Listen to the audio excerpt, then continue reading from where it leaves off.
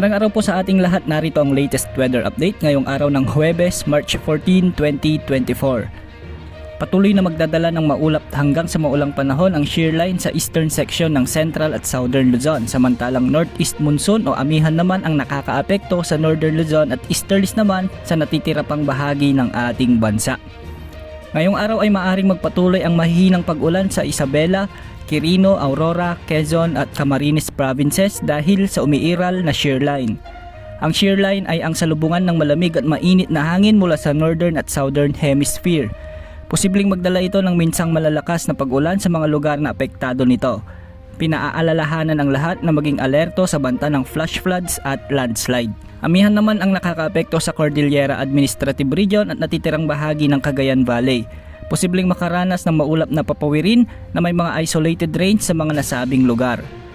Ang Metro Manila at ang nalalabing bahagi ng Luzon ay makararanas din ng bahagyang maulap hanggang sa maulap na papawirin na may mga pulupulong mahinang pag-ulan dulot naman ng easterlies o isolated rains.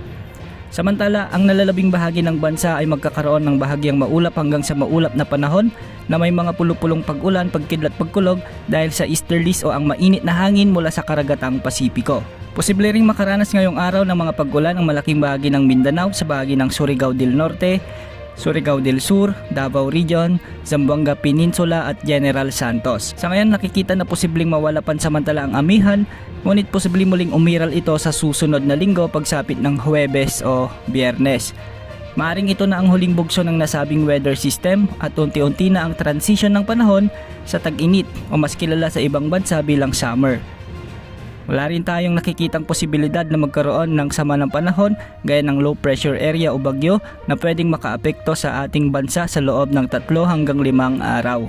Posibleng umabot naman ngayon sa 41 degrees Celsius ang pinakamataas na heat index sa may Cotabato City, samantalang 40 degrees Celsius naman sa may Aborlan, Palawan, Masbate City, Verac, Catanduanes, Pili, Camarines Sur, Rojas City, Iloilo City, Zamboanga City, Catarman at Catbalogan.